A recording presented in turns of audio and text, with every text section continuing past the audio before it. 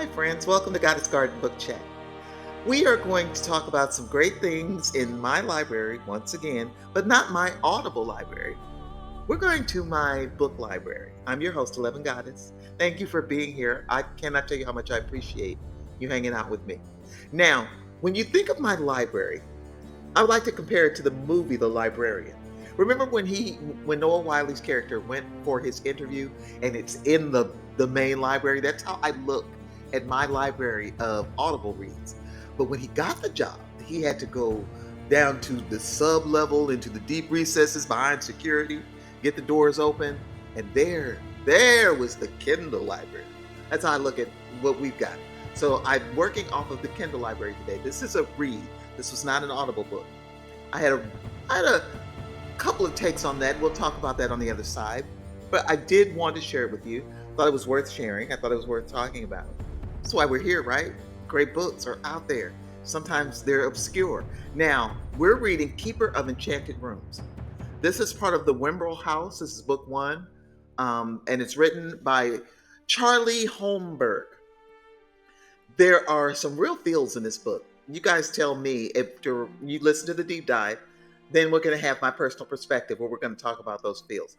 But let's get into it so we can get there so we can talk about it. Please subscribe. Welcome everyone to this deep dive. When you open this book, you step into a world where magic lingers in old houses, where bloodlines carry both privilege and curse, and where the characters themselves become entwined with a building that refuses to behave. Our journey begins with Merritt Fernsby, a struggling novelist estranged from his Boston family. He suddenly inherits Whimbrel House, a manor standing on Rhode Island's Narragansett Bay. But this is no ordinary home. Whimbrel House is alive. It has moods, it takes action, and it does not welcome its new owner gently. Doors lock on their own, food appears spoiled, and Merritt finds himself a prisoner inside his own property. The house makes it clear he is not in charge. To help untangle this living conundrum, in steps Hulda Larkin, an employee of the Boston-based Boston Institute for the Keeping of Enchanted Rooms. Hulda is orderly, efficient, and all business. She's sent to assess and contain Whimbrel House's magic. But Hulda has her own past, her own fears, and a heart that slowly warms as she works beside Merritt. Their dynamic is one of the most engaging aspects of the book. He, the reluctant heir trapped in a story he doesn't fully understand, and she, the keeper who knows that houses with enchantments often reflect the souls bound to them. We also meet Owein, one of the most delightful characters in the series. Though I won't spoil too much, Owen's role ties deeply to both the magic of Whimbrel House and Merritt's inheritance, giving the story a heartbeat beyond human characters. Holmberg balances whimsy with melancholy in Owen's presence. He is both comic relief and a poignant reminder of what's at stake. Other figures in this tale include Silas Hogwood, whose sinister ambition to exploit magic provides the looming danger. Beth, Hulda's assistant and grounding presence, and the shadows of Merritt's estranged family, who shape his vulnerabilities and his search for belonging. The house itself is a character, wild, unpredictable, but not cruel without reason. It resists Merritt because it knows his heart is unsettled, and it tests Hulda's ability to interpret enchantments with wisdom rather than force. Rooms change, staircases defy logic, and the tension between house and owner mirrors the emotional growth Merritt and Hulda must face together. Holmberg's writing is accessible yet layered, blending cozy fantasy with gothic charm. The pacing is deliberate, never rushing through the mysteries of the house, but letting readers experience the creak of the floorboards, the slam of a door, the hush of a storm outside. It's as much about the characters, learning who they are as it is about who or what the house will allow them to become. Hi, everybody. I hope the deep dive explained what the book is about. I think the synopsis also does a really good job in explaining that. You can find that on Goodreads. But I want to talk about where my biggest challenges lies and what could have been a great book.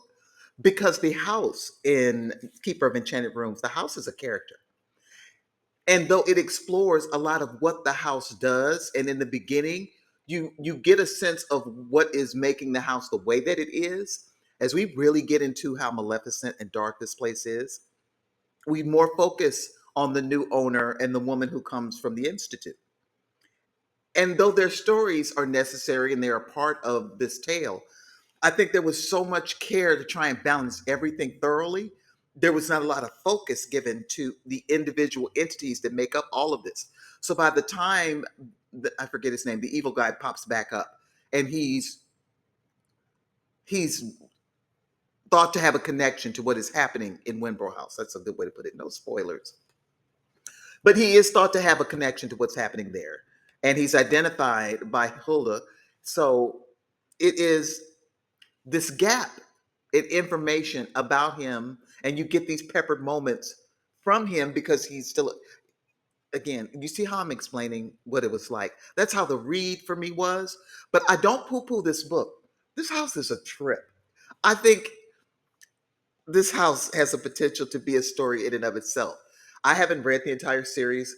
I would love just to have some issues with just this house, and its inhabitants can come and go as it pleases, booting people out one by one.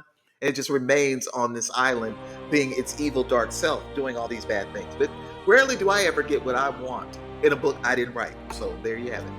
I have a good rating for this book. I think it's a decent rating because I did read it from cover to cover. And I am recommending that if this kind of fantasy, sort of over the top story with lots of layers appeals to you, this is a journey that you might want to take. Please like the video, please subscribe to my channel, because we talk about books, whether they are great, whether they are good, or whether they're decent. But if I read it from cover to cover, it's worth talking about. And that's why The Keeper of Enchanted Rooms is here in the garden. I'll see you at the next book review, and thank you so much for joining me. I hope you had a good time. See you next time.